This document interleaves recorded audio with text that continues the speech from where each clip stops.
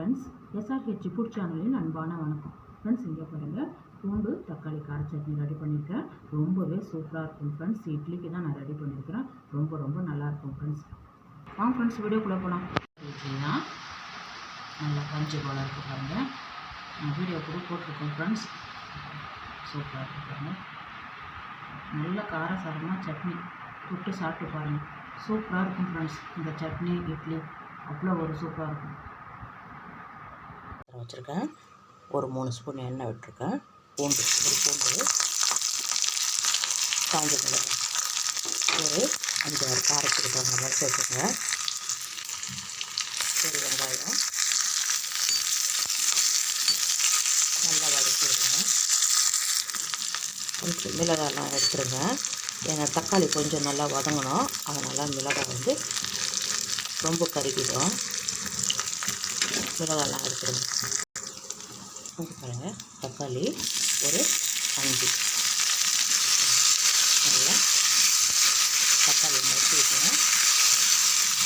நல்லா தக்காளி வந்து நறுக்குங்க. நல்லா வதக்கி விடுங்க. அப்படியே மூடி வைங்க. ஒரு 5 நிமிஷம் நல்லா தக்காளி வதங்கிடும். கொஞ்சம் பாருங்கள், தக்காளி வதங்கிட்டு ஒரு அரை நெல்லிக்காய் சேர்த்து 4-5 கருவேப்பிலை போட்டிருக்கேன். நல்லா மசிச்சுருக்கேன். தக்காளி நல்லா மசிஞ்சிட்டு போதும். ஸ்டவ் ஆன் பண்ணிவிடுங்க. ஆற வச்சுட்டு மிக்சியில் வந்து அரைச்சிடலாம். நம்ம எடுத்து வச்சுருக்க காஞ்ச மிளகாய், இந்த சட்னிக்கு தகுந்த உப்பு, அரை ஸ்பூன் ஜீரகம் எல்லாமே அப்படியே வானல்லே சூடாக ஆறிட்ட பிறகு மிக்சியில் அரைச்சிட்டு வந்துடலாம் ஃப்ரெண்ட்ஸ். இங்கே பாருங்கள், நல்லா ஆறி எடுத்து நம்ம ஜாரில் அப்படியே சேர்த்து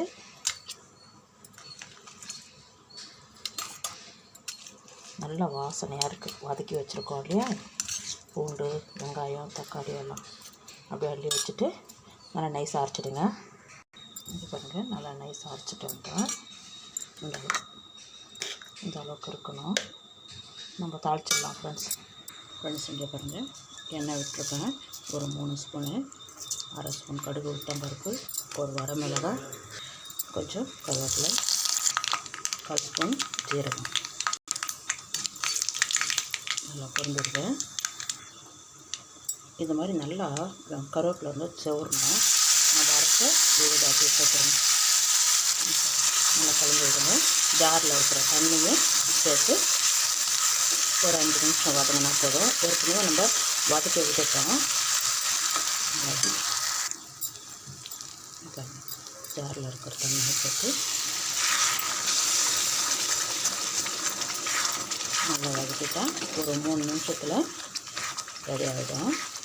பாருங்கள், நல்லா எண்ணெய் பிரிஞ்சு வந்துடுது பாருங்கள். சட்னி ரெடி ஆகிடுது. இந்த சட்னி கொஞ்சம் எண்ணெய் கூடுதலாக இருந்தால் நல்லாயிருக்கும்.